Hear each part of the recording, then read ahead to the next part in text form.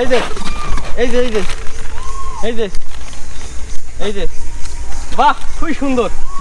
এই যে হ্যাঁ, আয় আয়, এই এ তো খুব খাচ্ছে। এই যে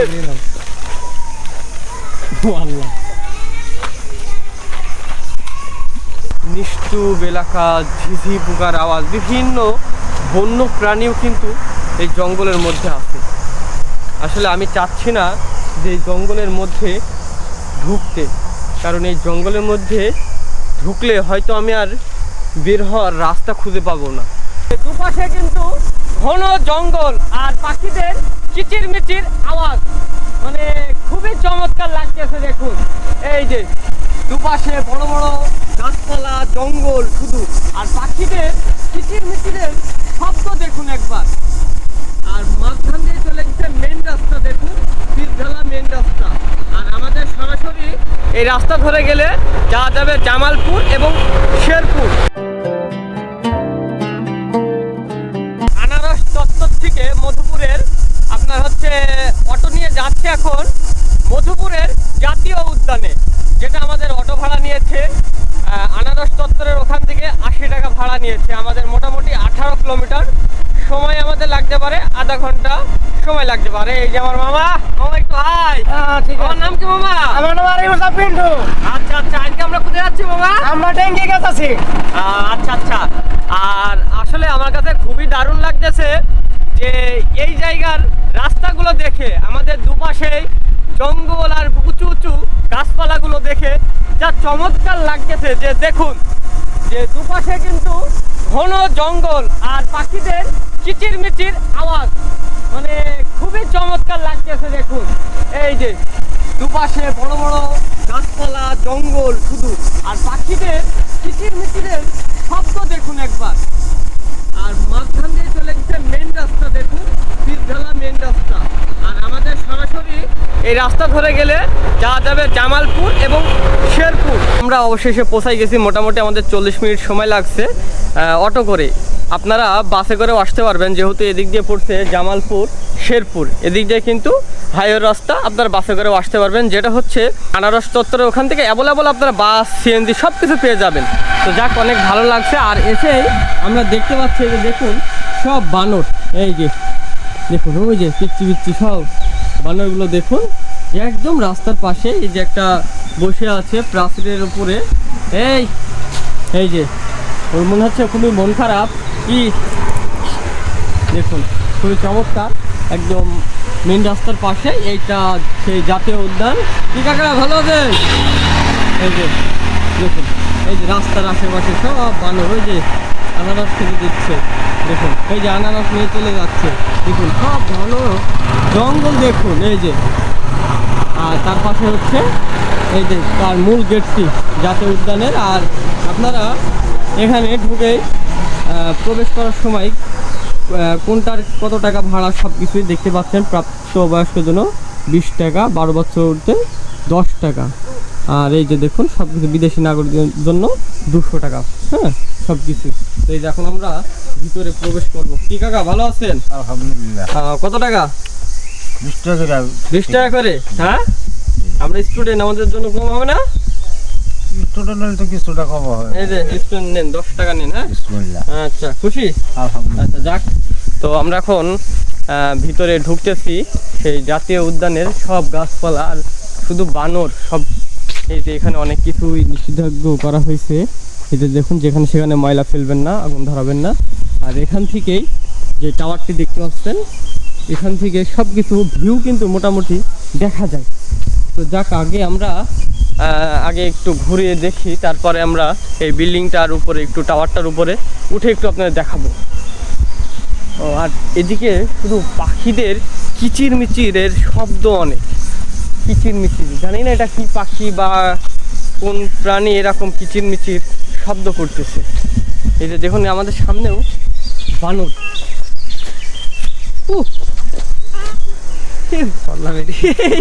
কিছু মানে আসলে আমাদের কাছে তেড়ে আসছে এরকম গায়ে ওঠার জন্য, লাফ নেওয়ার জন্য, এরকম খুবই ভয় লাগছে। কারণ বানর কখন ঘাড়ের উপরে লাফ মারবে বলা যাবে না। এই যে দেখুন অনেকগুলো সব পিচ্ছি পিচ্ছি বাচ্চা বানর ভাই রে ভাই, সব কত বানর।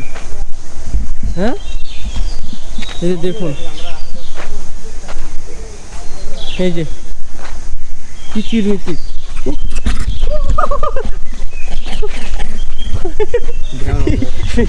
খুবই ভয় করছে বানরে, মানে টেনে চলে আসছে ভাই, খুবই মানে বিপজ্জনক। ওই যে সব আমার পিছু নিয়েছে, বান্দরগুলো সব পিছু নিয়েছে, দেখুন কতগুলো বানর সব পিছু নিয়েছে, দেখুন সব আমাকে ঘিরে ফেলছে। এই যে সব আসতেছে ভাই রে ভাই, বানর চারিদিকে শুধু বানর আর বানরই ভাই, কি দারুণ লাগতেছে। তবে অনেক, ওই যে দেখুন, হ্যাঁ কোথায় উঠছে ও, এই দেখুন কিভাবে ও উঠতেছে, ও কি করবে। হ্যাঁ এটা কি কি ঘাড়ে উঠে কামড়া যায়? খাবার নিয়ে আসেন না কেন? ও আচ্ছা আচ্ছা, এই জন্য ওরা এরকম করছে না? আচ্ছা আচ্ছা, মানে আসলে আমরা এখানে আসছি, আমি ওইটা বিষয়টা জানি না যে এখানে খাবার নিয়ে আসতে হবে, খাবার না নিয়ে আসলেই ওরা আক্রমণ করছে, ওরা আক্রমণ করতে আসছে। ওই যে দেখুন, চল, না, খাবার নিয়ে আসলে কি আর ই করবে না? না না। তো এত বানরের খাবার কি করে দিব? একজনকে দিলেই কি হবে না সবাইকে দেওয়া লাগবে? ওই চিপস নিয়ে আসবেন। এই যে দেখুন কিভাবে আসছে, মানে ব্যাপার হচ্ছে কি এখানে ক্যামেরা নিয়েও দৌড় মারার একটা ব্যাপার আছে। মানে আমরা যখন গেট থেকে প্রবেশ করছি তখন থেকে আমাদের সব পিছু নিয়েছে বানরগুলো। আমরা তো জানি না যে এখানে আর কি ঢুকে খাবার দিতে হবে, বিভিন্ন খাবার, চিপস বলুন বা কলা বলুন, তো এটা আমরা বুঝতে পারি নাই। কিন্তু এতগুলো বানর কাকে ছুঁয়ে কাকে দিব এরকম।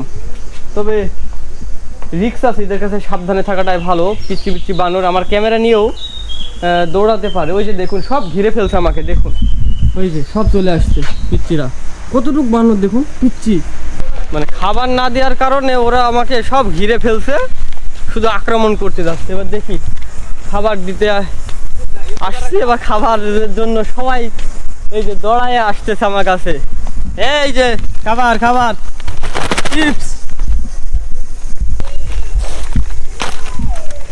দিব দিব দিব দিব, এই যে এই যে এই যে এই যে এই যে, বাহ খুবই সুন্দর, এই যে হ্যাঁ, আয় হে আয় হে, এই এ তো খুব খাচ্ছে, এই যে ও আল্লাহ,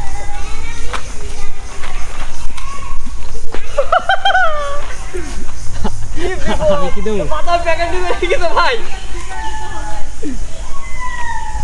নেই নেই নেই, এই বাদাম ওর কাছে ওর কাছে ওর কাছে, মানে একটা বাদাম প্যাকেট নিয়ে আসছিলাম, বাদামের যে খুলে খুলে একটা করে দিব, ও তো সময় পাই নাই একদম। ওই যে হ্যাঁ, বাদামের একটা প্যাকেট ও নিচে, শুধু ও একাই খাইছে বাদামের প্যাকেট একটা, আর এরা চিপস খাইছে। ওই যে ওই যে খুব কিউট বন্ধু,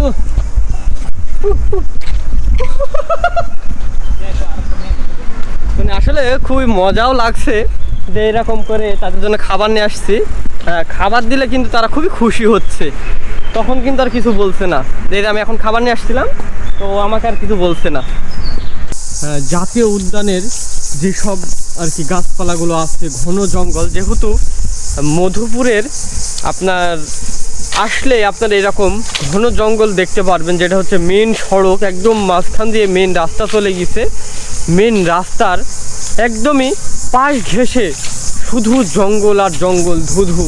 এই যে দেখুন জঙ্গলের মধ্যে দিয়ে আমরা এখন যাচ্ছি, আর তবে খুবই ভয় কাজ করতেছে মনের মধ্যে, মানে শুধু ঝিঝি পোকার আওয়াজ।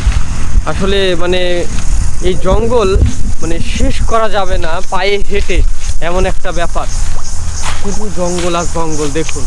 আর এই রাস্তাটা দিয়েই একটা রাস্তা হয়ে গেছে, যেহেতু মানুষ হাঁটাচলা করে, এটা হচ্ছে আদিবাসীরা এই জঙ্গলের মধ্যে বসবাস করে, অনেক গহীন জঙ্গল, মানে বুঝতেই পারছেন যে শুধু ধুধু জঙ্গল আর জঙ্গল। তবে আমার মানে মনের ভিতরে একটা ভয় কাজ করতেছে। নিষ্ঠুব এলাকা, ঝিঝি পোকার আওয়াজ, বিভিন্ন বন্য প্রাণীও কিন্তু এই জঙ্গলের মধ্যে আছে। আসলে আমি চাচ্ছি না যে এই জঙ্গলের মধ্যে ঢুকতে, কারণ এই জঙ্গলের মধ্যে ঢুকলে হয়তো আমি আর বের হওয়ার রাস্তা খুঁজে পাবো না। শুধু আপনার রাস্তা খুঁজে পাওয়া এটা নাই, অনেক বন্য প্রাণী বা অনেক ভয়ানক কিছু থাকতে পারে। আদিবাসী বুঝতে পারছেন যে গভীর জঙ্গলের মধ্যে না আসাটাই আমার মনে হয় ভালো, যেহেতু রাস্তা দিয়ে আপনারা যেতে যেতে সব কিছুই দেখতে পারবেন। আমি আপনাদেরকে বলবো যে আপনারা আসলে কখনোই গহীন ভিতরে জঙ্গলে যাওয়ার কোনো দরকার নেই। যদি আপনি একা আসেন, হয়তো ফ্রেন্ড সার্কেল মিলে 8-10 জন যদি আসেন, অনেক মানুষ আসেন, তাহলে হয়তো আপনি এরকম গহীন জঙ্গলের মধ্যে ঢুকে যেতে পারবেন। আর এখানে দেখুন বিভিন্ন আপনার হচ্ছে ধরনের গাছ, বিভিন্ন ধরনের এমনও গাছ আছে যে গাছের নাম আমি কখনো শুনি নাই, এরকম গাছ এই জঙ্গলের মধ্যে আছে। চারিদিকে ধুধু জঙ্গল, শুধু অন্ধকার নেমে পড়লে এখানে থাকাটাও খুব কষ্টদায়ক হয়ে যাবে। তাই আমি আপনাদেরকে বলবো যে আপনারা আসলে কখনোই এরকম জঙ্গলের মধ্যে আসবেন না, কারণ আমি একা একা আছি এর মধ্যে। আমার মানে একটা বুকের মধ্যে খুব ভয় কাজ করতেছে। তো যাক, আজকের এই ভিডিওটা আমরা এখানে শেষ করে দিচ্ছি। আর আমরা এই গহীন জঙ্গলের মধ্যে থেকে আমরা বাইরে বের হয়ে যাচ্ছি, কারণ কখন জানি না কোনো একটা বিপজ্জনক কিছু হয়ে যাবে কিনা। দেখুন কেমন একটা পোকার আওয়াজ, ঝিঝি পোকা, মানে বুকের মধ্যে ছমছম করে উঠতেছে, খুবই ভয় কাজ করছে মনের মধ্যে। তো যাক, এই ভিডিওটা আমরা এখানে শেষ করে দিচ্ছি এই গহীন জঙ্গলের মধ্যে থেকে। তো আমার এই ভিডিওটা যদি আপনাদের ভালো লাগে, অবশ্যই আমার চ্যানেলটি সাবস্ক্রাইব করবেন। আর যারা ভিডিওটি ফেসবুক পেজ থেকে দেখতেছেন, অবশ্যই আমার ফেসবুক পেজটি ফলো করে দিবেন, কারণ আপনাদের জন্য এত কষ্ট করে এই গহীন জঙ্গলের মধ্যে এসে ভিডিও বানাচ্ছি।